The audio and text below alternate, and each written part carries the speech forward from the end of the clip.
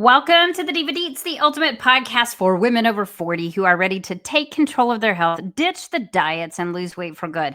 If you have been struggling with your weight, feeling like nothing is working anymore, and wondering if your body is just stuck, and you're like, what the crap? This episode is for you. Today, I'm going to break down what actually works for fat loss and weight loss over 40. What is wasting your time? Because there's a lot of it out there. And I'm going to give you a simple science-backed plan to start seeing real results without starving yourself and without spending hours and hours in the gym, because we do not have time for that, right? By the end of this episode, you're going to have a roadmap to success. And if you are ready for even more, I'm going to tell you exactly how you and I can work together to make this happen for you. Okay. So first of all, let's just, address the elephant in the room. And that is, why is it so much harder to lose weight when you're over 40? And what's actually really happening? Because, it feels like, for me, it felt like my body's broken. Everything that used to work no longer works. What on earth? Your body's not broken. You're not alone. First of all, I think that's the biggest thing is people don't talk about it enough, but you're not alone. There's no reason for you to suffer in silence. I hate that so many of us suffer in silence, thinking that there's something wrong with us. And we just need to say, help. And I'm going to help you tweak that today. But part of what's happening, it's things are changing, and we don't necessarily know how to go with that change and support it. And that was definitely me. So you are not alone in that. Hormones, metabolism shift, and the big one, muscle loss, can make weight gain and weight gain easier and weight loss more challenging, especially if you're using outdated methods. Now, listen, we're Gen X. I primarily coach and work with women over 40. So we are of the cabbage soup era. We are of the era that says, eat a shake for breakfast, a shake for lunch, and have a sensible dinner, and you'll lose weight. And that's like 800 calories a day. And that's what we were taught. We were taught to suffer, to lose weight. The problem is when you're over 40, that actually doesn't work anymore. It's why your mom struggled when you were a kid and you were watching her go through this, or at least that's why mine did. The biggest mistake that women over 40 make is following the advice that works in their 20s. Guilty of that pleasure. Excessive cardio. That was what I taught. Your belly fat. The way you get rid of your belly fat, cardio. The way you get rid of your belly fat, cardio. Guess what? When you're over 40, whatever weird little dude told you that, I know exactly which one it was in my world. I want to just find him and punch him in the gut and be like, yep, now that I'm over 40, tell me that again, bummer. So I wish that I would have known this in my 20s, because you can get away with a little bit of restriction in your 20s and lose weight, and in your 30s, to be quite honest with you. It really worked until I turned about 38. And then it was like, wah, wah. So the extreme calorie restriction, the cardio, and low fat, low fat, low fat, low fat. There's nothing wrong with low fat, but there are fats that you need when you are over 40. So the real fix, a science-backed approach that prioritizes strength. It prioritizes strength so that we can boost your metabolism. So it's prioritizing your metabolism, and it's also prioritizing hormone balance. And that is really, really important. There are 4 pillars of weight loss for women over 40. Let me rephrase that. There are 4 pillars of fat loss. If you follow me on social media, which I highly encourage that you do, my Instagram handle is Donya Powers EC. And you will notice that one of my reels has got me pushing a plate of grapefruits forward and pushing a plate of oranges forward. My cats have rubbed on my microphone, and there's literally hair puffing every time that I speak. That's funny right there. Okay, so with the grapefruits and the oranges, your body, when it has a pound of fat, is roughly about the size of a grapefruit. A pound of muscle is about the size of an orange. So when you think about that, what we're trying to do is get rid of fat, right? But in order to do that, we have to gain muscle. Well, if you lose 10 grapefruits, but you gain 10 oranges, what's the scale going to do? Not a dang thing. Nada, zilch. And women, our generation is so hung up on the scale. So I do a battery of measurements with women so that they can see results. The first thing you've got to make sure that you do is measure. Okay. So keep that in mind as we go along. As we walk through these pillars, keep that orange and grapefruit picture in your mind. You have pound of muscle, you have pound of fat. Okay. So I'm not talking about the scale, if I can just really emphasize that to you today. Okay. So listen, strength training over cardio. I'm sorry, what? Yes. Strength training over cardio. If you have to pick between strength training and cardio, pick strength. Always, forever, forever till the end of time right now. We don't want you getting any weaker. Getting weaker is what causes people to end up in nursing homes. You need to get stronger, not weaker. Muscle is your metabolism's best friend. With every piece of your muscle that leaves you, bye-bye metabolism. Yay. Nobody told me that when I was in my 20s and 30s. Nobody did. If you're not lifting weights, you're losing muscle. And that slows fat loss and speeds up fat storage. I can't emphasize that enough. So, what is our step with that? What do we do? How do we create action with that? Start training 3 times a week. Start training 3 times a week. And I'm going to go get a pen and write this down, or pause me if you're listening to me, okay? You're going to want to train all of your muscle groups. Keep it really simple. You don't need to overthink this. Don't overthink this. This is a great way to do it out. You don't have to do it this way. This is just if you are really lost and you don't know where to start, write this down. On Monday, you're going to work chest and triceps. On Wednesday, you're going to work your legs. On Friday, you're going to work back and biceps. Now you have hit your whole body. You can do body weight and resistance training workouts, but you don't have to. You can do weights, lift actual weights, because when is the last time you picked up a bag of groceries and it was super, super light, right? So keep that in mind. So pillar 1 is what? What is it? Strength training over cardio. Always choose strength training. Does that mean you can't do cardio? No. And listen, if you're a runner and you love running, you need to find a coach that will help you with running. And I actually have a coach, but she is about to deliver a baby. And so she will be available soon to work with clients again. But right now she's not available. She's my daughter and I get to be badass grandma. So we're just going to leave that there. But she has 13, 14 years of running experience. Eating to retain muscle when you run is insane. The amount of carbohydrates that you have to eat to maintain your muscle when you're over 40, it's insane, but it's totally doable. But it's not what we're talking about today. Okay. So don't be like, I run, blah, blah. That's a different conversation. It's a different conversation.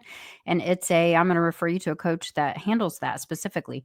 I help women over 40 lose fat, period. End of story. I help them lose weight and become the best and strongest version of themselves.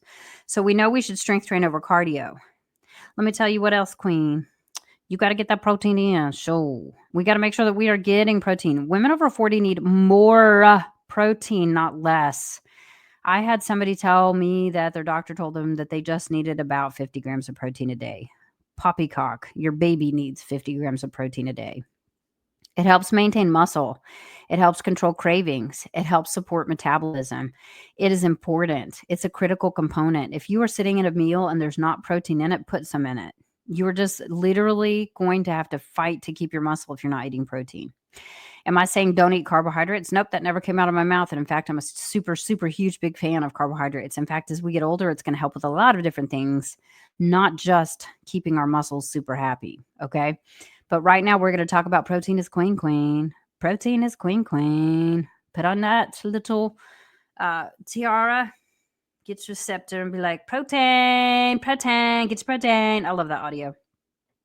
I'm like, why don't I write stuff like that? Because I could be hysterical. So what do we want to aim for? About 1 gram of protein per pound of goal body weight. What does that mean? That means if you want to weigh 140 pounds, you eat 140 grams of protein per day. You take that and you break that over 5 to 6 meals. And boom, there you go. Winner, winner, chicken dinner. Literally. Just don't fry it. Okay, cool. Our third pillar is hormone-friendly nutrition. What does that mean? That means we're balancing our blood sugar and our fats. That's why when I tell somebody to eat some fruit, grab a tablespoon of peanut butter, which is about 16 grams of peanut butter to balance that out. Why? Because we want to balance that blood sugar. Your hormones are dictating your cravings. That's not changed. You remember when we were younger, it's like, I got to have chocolate. I've got to have chocolate. And really you did. Once you got that chocolate, you were like, thank you, Lord Jesus, for little baby Jesus, for making chocolate. And you were like, yes, right? So that hasn't really changed. You still have cravings. But they are really going to gear you toward binging if you are starving yourself, because they are helping you with energy and fat storage and all the things your hormones are. Your hormones are smart. They're trying to keep you alive. And so thank you, Lord, for our hormones. We want to keep them happy by stabilizing our blood sugar. By stabilizing your blood sugar, you are keeping hormones in balance, period. End of story. How does this work?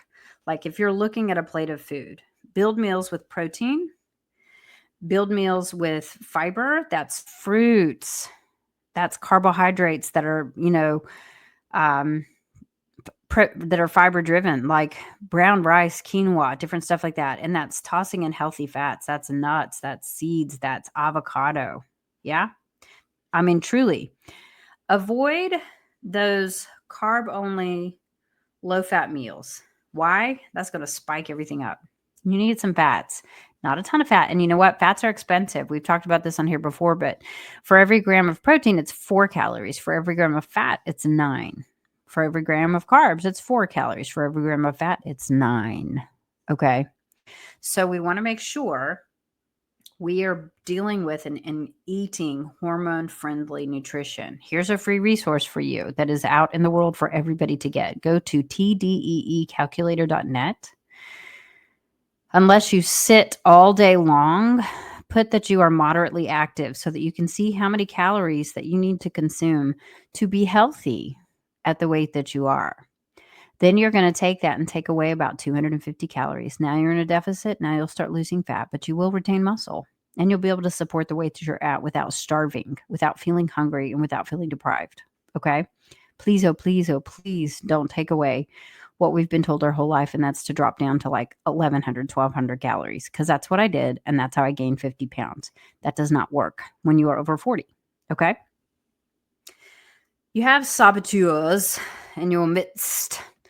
The hidden fat loss saboteurs are stress and sleep, without a doubt. And I was talking to a lady today, and she's just very upset about the political climate of today. And I just choose not to put my opinions out there because it's like everybody's got an opinion, just like they have a butthole. So I just feel like I'm keeping mine to myself.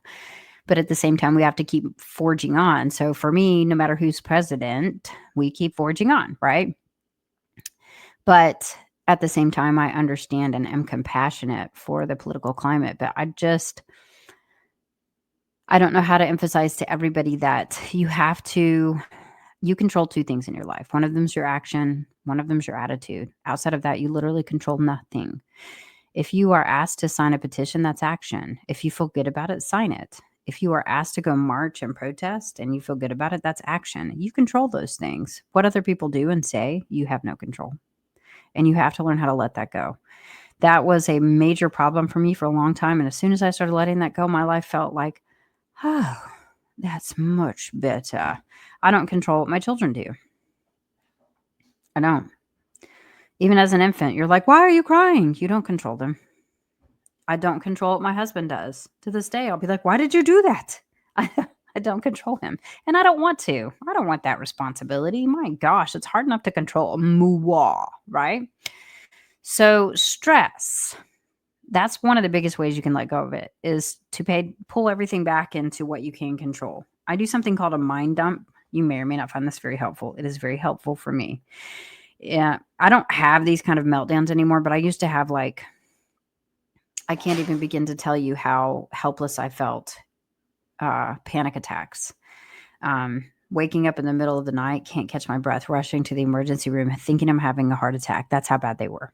And they're like, ma'am, I think you're having a panic attack. Well, that's embarrassing because it's 3:00 in the morning and I'm sobbing and I don't know you and I don't know why I'm having a panic attack.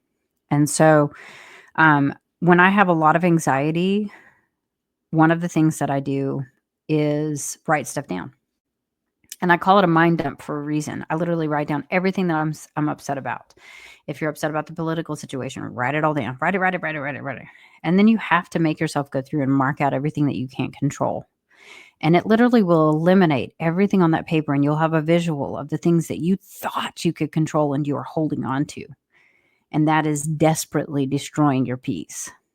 And so go do that. And then you're left with usually about a handful of things, maybe even just 1 or 2. What does that help you with? That is going to decrease cortisol. When you choose to keep and hold and harbor stress, cortisol is designed for flight or fight. is going to help you run away or punch somebody and then run away, right? It's going to help you pick up the car off your baby. It's going to help you do the craziest things. And so we love our cortisol. But when we're using it to hold on to things we can't control, it's going to increase our belly fat and it's going to wreck our metabolism, period. End of story. Not to mention the fact that heart health is a factor. We've talked a lot about heart health. This is heart health month, heart health month, heart health month. Lord have mercy. That was really hard to say. It is heart health month, heart health month. That is funny right there, y'all. And so when we think about how much damage that we might be actually doing to our internal systems by choosing to hold on to stress, and one in three women die from cardiovascular disease of some sort. That's like 1/3 of everybody you know. Why would you want to hold on to the stress? You have to live this life, and we have to be able to put one foot in front of the other. We can't live in fear. We can't live in doubt. We can't do that. We can't pull that into our world. So these are the things that I recommend. I am not good at this, but I'm telling you this because Danya needs to do it too. And that is prioritize 7+ hours of sleep. If that means you need to get your honey buns in bed earlier, then you have to. I've been reading these dumb things where it's like, my circadian rhythm says I go to bed at 1:11 a.m. Yeah, but your life doesn't work like that, ding dong. You have to be up at 5 a.m. So that is going to mess up your whole world. You aren't even going to have a chance to get even 10 minutes of deep sleep, let alone the hour that your body needs to restore. Okay. So be smart. As soon as you feel tired, get yourself to bed. Now, I say that understanding that our lives don't quite work super simply. But as soon as you're able to get in bed, don't stay up for yourself and for your time. Give yourself that time in the morning instead and get yourself to bed and get some sleep. Do some stress reducing habits like walking. Oh gosh, super itchy nose today. Like walking, like yoga, like deep breathing, stuff like that. So many great apps out there right now. I am not using any currently, but I have used one called Sleep. I don't know if that's still an app. That one was great. There is great different sleep stations on Spotify. There are different sleep stations on YouTube. There are sleep stations on Prime. There's sleep stations on Netflix. It's almost as if we need to have these opportunities to be able to sleep because we're just overstimulated all the time. And so the reality is you're going to have to create something that will stress reduce. And walking helps me a lot. If you're not finding that helps you come to peace, maybe you need to do a mind dump. We talked a lot today about, if you're on fire, you stop, drop, and roll. Well, if you're overwhelmed, you stop, drop, and scan. If you're having stress, stop, drop, and then figure out why am I upset? Okay, well, if you're upset about something you can't control, let's mind dump and get that out of our heads because we can't control it. Now what's left? Do you still feel that way? What's missing? Where are we looking? How can we do it? Stop, drop, and scan. That was a lot for stress, but I really do believe that women walk around overweight and stressed. So I do hope that helps you. And if that didn't help you and you fast forwarded through it, that's totally okay too, because I love you. And it was something you could control. Bam, winning. Okay. Here's the other thing. Let's talk about what's wasting your time. Extreme diets waste your time. Intermittent fasting, if you're a woman over 40, you can do it occasionally, but if you do it all the time, you're going to lose too much muscle. If you fast to detox, don't do it more than once or twice a year. Don't do it more than 3 days. If you are doing that, you're going to lose too much muscle. It doesn't start to reset your system after a point. It starts to actually toxify your system because your body's having to go through so much work to keep you alive that it's requiring a lot of oxidation in your system to fight for that. Does that make sense? So there's a point in time where you have to be really careful. There's no magical detox plan out there. There's no magical detox product out there. There's just not. Just eat really good food, drink lots of water, get your butt out, walk every day, get your steps in and get strong, lift 3 times a week. So stop going to extreme things. Extreme diets and cutting too many calories is not the answer. Eating 1,200 calories is not the answer. Toddlers are supposed to have 1,300. What the actual heck? Who came up with 1,200 calories? That is mind-blowing to me. It's the problem. Your body will fight back with cravings. Your body will fight back with fatigue. Your body will fight back with muscle loss and fat storage. And it will fight back with stalled progress or no progress at all. And you will get frustrated. And then guess what you'll do? You'll quit. So don't waste your time on extreme diets.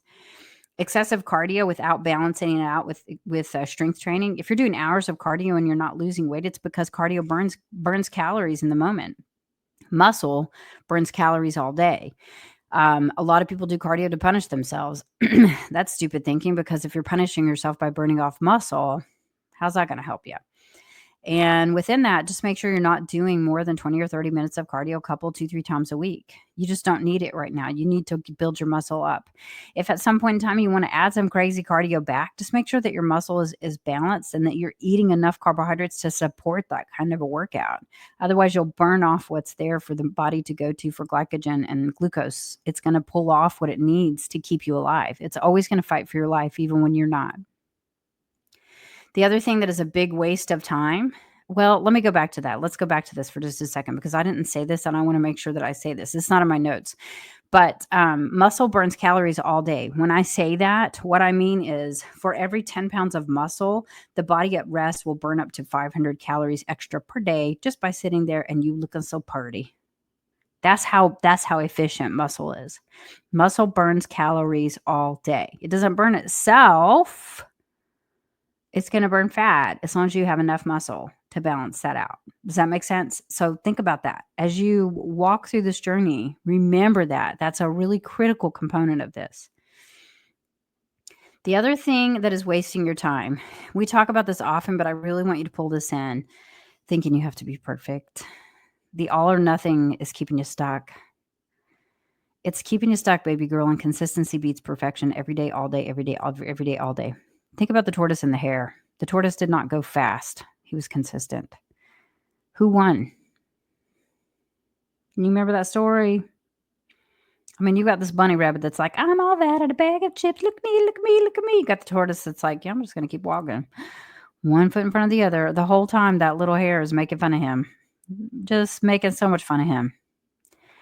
But consistency beats perfection every time. So small steps done daily will always outperform extreme plans. I mean, you can't sustain extreme plans. You can't. If you're not doing something that's sustainable for life, stop it. Stop now. Stop it and reach out and say, I'm not doing this anymore. It's crazy. It doesn't even make sense. So what are your next steps? Strength training 3 times a week, even if it's just 15 or 20 minutes, 3 times a week is a game changer. Increase your protein. Add lean proteins to every meal. Eat 5 to 6 meals a day. Balance your blood sugar. Eat fiber. Eat proteins. Eat fruits. Eat fats. Altogether, 4 stable energy. So you want to eat fiber, fruits, protein, fats all together for stable energy. Okay. Prioritize your sleep and your stress management. Your hormones will thank you, ladies. They will thank you, and your husband will also thank you, and or your wife. Get support. Doing this alone is hard. Doing this alone is hard. Having a plan and accountability makes all the difference in whether you stick something out. One of my newer clients has found solace in being able to post when she has a setback. And I thought, when I saw her post about a setback, I thought, this is the community that I wanted. This is what I wanted. I wanted women to feel safe. I wanted them to be in a place where they could feel supported no matter what's going on. And I want them to have forward motion no matter how slow it is. Forward motion is still forward. Slow progress is still progress. Sometimes it's hard to convince ourselves of that, but you know what? I do absolutely believe in you. So let's make this happen for you. Let's make this happen for you. Now that you have a strategy, but knowledge is not necessarily enough. Some of you, this is what you need, and you can go. You can just hit the ground running. You've got my permission. You go, baby, go. But if it's not enough knowledge and you need some help and you're ready to stop guessing and you're ready to see results, I'm actually here to help you. It's a new month. I have 5 spots open for women over 40 who are ready to lose 20 plus pounds in the next 90 days with a sustainable, customized plan. You can message me ready on this podcast, or you can message me on Instagram, Danya Powers EC. You can also apply to get on a call with me in the notes on this podcast, or you can go to my website, which is www.empowerdcoaching.com. It's the word empower, the letter D, coaching.com, and we can get you started. I have 5 openings. Is one of them you? All I want for you is to have success. This is designed to give you the most and best successful plan possible. It's not designed to make you feel like you don't have enough information. But if you do want more information or you just freaking need the support, I have a coach. Coaches know we need coaches. I'm here. I'm open and I'm ready. This is the thing. There are so many myths. There's so much stuff out there that's not real. You need a clear, actionable roadmap, and I've given it to you. But if you need more help, I want to make sure that you know it's here. I want you to feel empowered. I want you to feel good about telling people no when they're trying to sell you a pill, when they're trying to sell you a quick fix. When you're over 40, listen, you're over half your life. It's very possible. I know I am. I'll be 49 in a couple months. About to be a grandma. I'm over half, most likely. What do I want the rest of it to be like? Me chasing the next weight loss, the fast, I lost 15 pounds on that just to gain 30. Makes no sense. I want to make sure that you have the guidance that you need to truly succeed, and that is my heart of hearts. My passion is to help thousands of women all over the world become the best versions of themselves. And that's what I'm here for. And that's what I live for. And I also want to pull down and tear down as much as I can of the diet industry because it destroys women on a daily versus helping them. It's just $1 billion industry for a reason because you're easy to dupe. How about we stop being duped? How about we stop playing games? And how about we move forward with sustainable, science-driven results instead of the next quick fix? So divas, until next time, stay strong, stay consistent, and stay fabulous. Thanks for tuning into this latest episode of the Diva Deets. If this helped you and you found it valuable, share it with a friend who needs to hear it. Ready for more support? Join my free Facebook community or join my coaching community. The details are in the show notes. Don't forget to subscribe, and until next time, stay strong, stay consistent, and stay fabulous, my divas.